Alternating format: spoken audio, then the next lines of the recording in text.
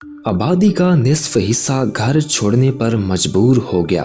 70% अफराद गुर्बत में जिंदगी गुजार रहे हैं। 13 मिलियन से ज्यादा अफराद को इंसानी इमदाद और तहफ़्फ़ुज़ की ज़रूरत है। 12 मिलियन लोग खुराक की कमी से दो चार हैं। 10 में से 9 इशारिया गुर्बत की सतह से नीचे की जिंदगी गुजार रहे हैं। ये वो मुल्क शाम है जिसको एक दिहाई की जंग ने तबाह बर्बाद कर दिया, जिसकी बर्बादी पर आलमी इस्लाम का सबसे बड़ा दुश्मन इसराइल नज़ा है। आज की दस्तावेजी रिपोर्ट शाम की जंग पर तैयार की गई है, जिसमें आप देखेंगे कि मैदाने कराज में कौन किसके साथ खड़ा था। इस जंग का पस मंजर भी देखिए और देखिए कि साबिक इसराइली वजीर आज़म ने जंग शुरू होने के कितने साल कबल मुल्क की तबाही की पेशन गोई कर दी थी। 2011 के आगाज में मिस्र और ट्यूनिस में सियासी और मुआशी मुजाहरों का एक सिलसिला शुरू हुआ। उन कामयाब बगावतों के बाद शाम में भी मुजाहरे शुरू हो गए। यहाँ मिस्र और ट्यूनिस के बरक्स चंद ही दिनों में पूरे शाम में मुजाहिरीन के हाथों बंदूक आ गई। शामी सदर बशर अल असद के इस्तीफे का मुतालबा करने वाले अफराद ने जंग छेड़ दी, जिनकी पूरी दुनिया से पीठ थपथपाई गई। अमेरिका, सऊदी अरब और यूरोपीय यूनियन के ममालिक ने यहाँ तक के धमकियाँ देना शुरू कर दी कि अगर असद ने हुकूमत ना छोड़ी तो इसे बाज़ोरे ताकत हटा दिया जाएगा। उस वक्त के अमरीकी सदर बराक ओबामा ने सन 2011 के एक खिताब में कहा था, सदर असद और उनकी हुकूमत को अंदरूने मुल्क से चैलेंज किया जाएगा, बैरूने मुल्क अलग थलग रखा जाएगा। इन धमकियों के जवाब में सदर असद ने कहा था, मैं शामी अवाम के हर एक मुतालबे को मानने के लिए तैयार हूँ, यहाँ तक कि ऐसी हुकूमत तश्कील देने के लिए भी राजी हूँ जिसे इलेक्शन में अवाम चुने, लेकिन किसी भी सूरत में बैरूनी डिक्टेशन कबूल नहीं की जाएगी। जुलाई 2011 तक शामी बागियों ने फ्री जरियान आर्मी तश्कील दे दी। जंग के आगाज के बाद से शाम में सूरत हाल और ज्यादा पेचीदा हो गई, क्योंकि दूसरे ममालिक और मुनज़्ज़म जंग जो उसमें दाखिल हुए, जहां पूरी दुनिया शामी हुकूमत के खिलाफ हो गई, वहीं इनको चैलेंज करने के लिए रूस, ईरान और हिज़्बुल्लाह असद हुकूमत की हमायत में सामने आए। अमेरिका, सऊदी अरब, कतर, तुर्किया दीगर मगरबी ममालिक ने न सिर्फ शामी बागियों और दीगर मुल्कों के जंगजुओं को हथियार और तरबियत फराहम की, बल्कि उनकी माली मदद का बेड़ा भी उठाया। जंग शुरू होने के बाद से बहुत सारे नए बागी ग्रुप उभरे। दाइश और अलकायदा जैसी दहशतगर्द तंजीमों को भी असद हुकूमत के खिलाफ मैदान में लाया गया। लड़ाई शुरू होने के बाद से अब तक 5 लाख के करीब अफराद हलाक हो चुके हैं, जबकि 1 लाख से जायद जख्मी हुए हैं। इस तनाज़े ने बड़े पैमाने पर मुहाजिरीन के बहरान को जन्म दिया। 5.6 मिलियन से ज्यादा मुहाजिरीन मुल्क से फरार हो चुके हैं। मजीद 6.1 मिलियन शाम के अंदर हैं। सबसे ज्यादा शामी मुहाजिरीन की मेज़बानी तश्कील लुबनान और उर्दन कर रहे हैं। इसी जंग की बदौलत दुनिया ने ये देखा कि कैसे अमरीकी हमायत याफ्ता एक जंगजू मकतूल शामी फौजी का कलेजा चिबा रहे हैं। दाइश के दरिंदों ने कैसे एक सहाबी की कब्र कुशाई करके गुस्ताखी की है। हुर्मत के ये दरिंदे कैसे मासूम लोगों को बेदर्दी से कत्ल करके वीडियोग्राफी करते हैं। शामी हुकूमत के मुखालिफिन के हाथों मासूम बच्चों और ख़वातीन को गुलाम बनाकर उनके साथ जिनसी ज़्यादती की गई।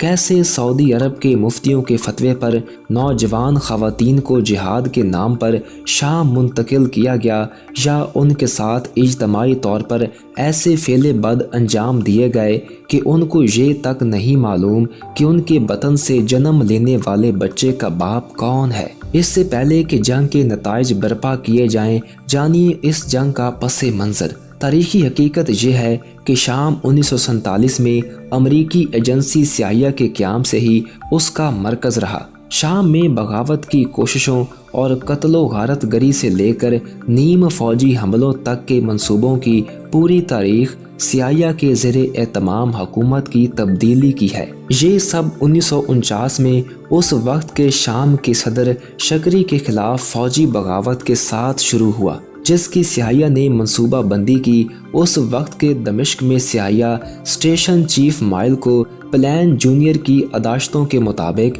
بغاوت کا مقصد شام کو کمیونسٹ پارٹی اور دیگر بنیاد پرستوں سے محفوظ رکھنا تھا۔ اپریل 1956 میں دائیں بازو کے شامی فوجی افسروں کو متحرک کرنے کے لیے سیاہیہ اور برطانوی انٹیلیجنس ایجنسی کا مشترکہ منصوبہ تیار ہوا، تاہم اس میں کچھ رکاوٹیں پیدا ہو گئیں۔ سیاہیہ نے اس منصوبے کو دوبارہ زندہ کیا اور 1957 میں شام کو کمیونسٹ سے بچانے کے لیے آپریشن باپن کا خفیہ نام کے تحت ایک اور بغاوت کی منصوبہ بندی کی گئی۔ شامی فوجی افسروں کو رشوت دینے کے لیے $30 لاکھ خرچ ہوئے۔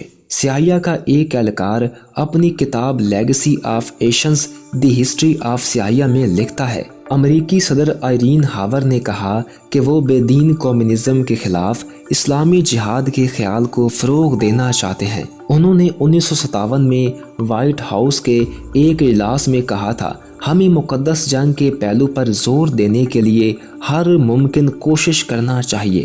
سعودی عرب کا شاہ سعود، اردن کا شاہ حسین، لبنان کا صدر کیملی جمون اور عراق کا صدر نوری سعید مشکل وقت میں کمیونزم اور عرب قوم پرستی کی انتہا کے خلاف ہمارا دفاع ہونا چاہیے۔ سیاہیہ کا یمن صبا جاب شامی انٹیلیجنس کے سامنے ظاہر ہوا تو اس کے بعد دمشق میں امریکی سفارت خانے سے سیاہیہ کے 3 افسران کو نکال دیا گیا۔ سازشیں جاری رہیں مگر ان میں کامیابی نہیں ملی۔ امریکہ اور برطانیہ میں مقیم بعض شامی افراد کو مالی آنت فراہم کی گئی۔ خفیہ کارروائیوں کی ذمہ دار سیاہیہ یونٹ کو باغی گروپوں کو متفرق کرنے اور ممکنہ صلاحیتوں کا پتہ لگانے کے لیے شام میں تعینات کیا گیا۔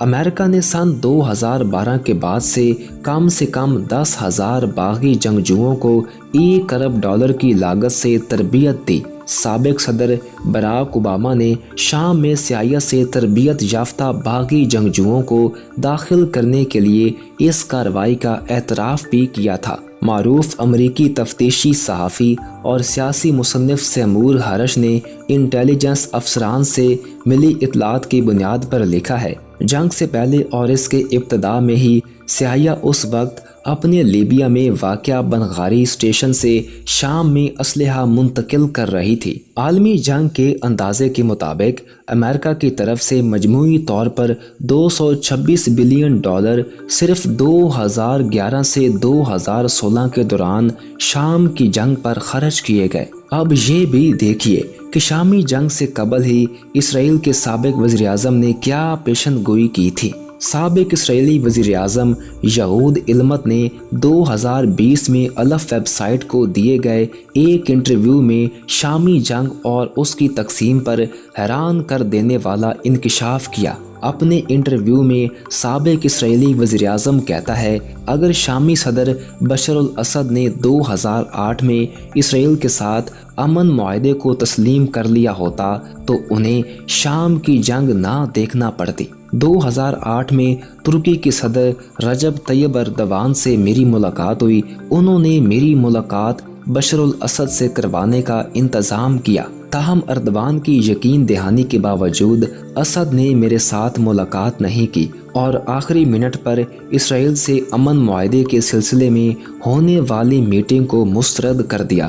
یہ ان کی زندگی کی سب سے بڑی غلطی تھی۔ اس غلطی کے ٹھیک 3 سال بعد یعنی 2011 میں شام میں جنگ شروع ہو جاتی ہے۔ اس کے بعد ہی اسرائیل کی طرف سے شام کی تقسیم کا ایک نقشہ تیار کیا گیا۔ اس نقشے کے مطابق مغربی شام میں ایک شیعہ علوی ریاست، مشرق میں ایک سنی ریاست اور اسی طرح سے ایک کرد ریاست قائم کی جائے۔ اسرائیل کا معنی ہے کہ یہ منصوبہ ایران کے راستے روکتی، جو کہ عراق و شام کے راستے لبنان تک پہنچ چکا ہے۔ اسرائیل آج بھی نہیں چاہتا کہ شام سے داعش جیسے سفاک دہشت گردوں کے ٹولے کا خاتمہ ہو۔ ایک سرکردہ اسرائیلی آدار نے حال ہی میں کہا تھا کہ اسرائیل نہیں چاہتا کہ شام کی صورتحال داعش کی شکست کے ساتھ ہی ختم ہو جائے۔ داعش کی شام میں شکست ہونے کی صورت میں خطے سے امریکہ اور اسرائیل نواز طاقتوں کا انخلا ہو جائے گا۔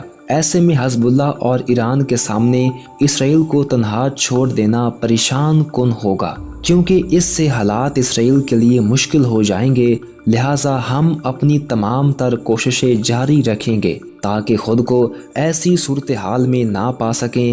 اس بیان سے یہ ظاہر ہوتا ہے کہ اسرائیل شام میں کیوں آئے روز حملے کرتا رہتا ہے۔ خطرہ ابھی ختم نہیں ہوا، لیکن شامی افواج نے ملک کے بیشتر بڑے شہروں پر کنٹرول حاصل کر لیا ہے۔ تاہم ادلب شہر اب بھی باغیوں کے قبضے میں ہے جنہیں ترکی کی حمایت حاصل ہے۔ دلچسپ بات یہ ہے کہ ادلب میں القاعدہ بھی سرگرم ہے، جس سے دنیا دہشت کا تقرار دیتی ہے، لیکن اسی القاعدہ کو امریکہ، ترکی اور دیگر ممالک ہتھیار اور تربیت دے رہے ہیں۔ دراصل ترکی ان جنگجوؤں کو اپنے مقاصد کے لیے لیبیا اور دوسرے ممالک میں استعمال کر رہا ہے۔ یہ جنگجو سعودی عرب اور اس کی ہم نوا قوتوں کے لیے اب مجاہد نہیں بلکہ دہشت گرد بن گئے ہیں، کیونکہ شام میں شکست کے بعد سعودی اور ترکی ایک دوسرے سے الگ الگ ہو گئے ہیں۔ شام کی جنگ نے ایران کی حمایت میں مزاحمتی قوتوں کو بہت زیادہ مضبوط بنا دیا ہے۔ صورتحال یہ ہے کہ مزاحمتی گروہ جو چاہیں وہ حاصل کر سکتے ہیں۔ یوں یہ جنگ مزاحمت کو کمزور کرنے کے لیے شامی حکومت کا تختہ الٹنے کے لیے شروع کی گئی، تاہم یہ شام مخالف طاقتوں پر ہی بھاری پڑ گئی۔ دہشت گرد تنظیموں کا خاتمہ ہونے کے بعد شام کی جنگ کی منصوبہ بندی کے مقاصد سامنے آ چکے ہیں۔ اب دنیا پر یہ آشکار ہو چکا ہے کہ یہ جنگ اسرائیل کے لیے شروع کی گئی تھی۔ اسرائیل ہی اس جنگ میں تیزی سے سرگرمی عمل ہے، جبکہ بقیہ تمام فریقوں نے شکست کے بعد کنارہ کشی اختیار کر لی ہے۔ اسرائیل کی طرف سے شامی افواج اور اس کے حمایتی گروہوں پر حملوں میں تیزی لائی گئی ہے۔ اس طرح سے اب اصل دشمن خود میدان میں آ چکا ہے۔ یہ بات قابل ذکر ہے کہ بظاہر شام کی آزادی کے لیے جنگ لڑنے والے گروپوں نے شام کے مسلمانوں کا قتل عام کیا، لیکن اسرائیل کے خلاف ایک بھی گولی نہیں چلائی، باوجود اس کے کہ ان کا اسرائیلی سرحد پر بھی کنٹرول رہا۔ اسرائیل چاہتا تھا کہ شام میں اسد کے خاتمے سے ایران، حزب اللہ اور دیگر مزاحمتی گروہ کمزور ہوں گے اور اس کے لیے خطرات کم ہو جائیں گے، لیکن سرد حال نے الٹا ہی رخ اختیار کیا۔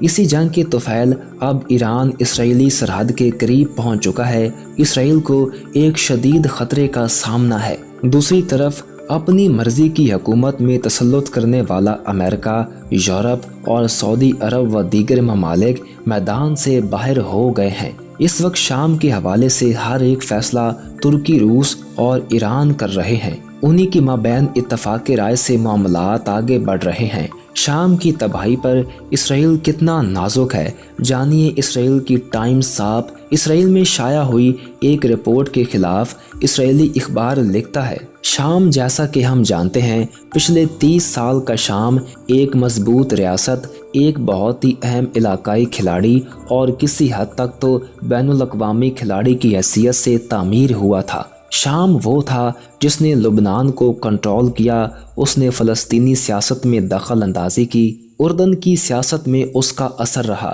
یہ عرب کا ایک اہم ملک رہا جس نے روس اور امریکہ کی سیاسی کشمکش کے بیچ بھی کامیابیاں حاصل کی۔ یہ وہ الفاظ ہیں جو اسرائیلی اخبار شامی طاقت پر لکھتا ہے، لیکن آگے جا کر وہ لکھتا ہے، آج ہم نے شام کو تباہ و برباد کر دیا، یہ ملک اب اسرائیل کے لیے کوئی بڑا خطرہ نہیں رہ گیا۔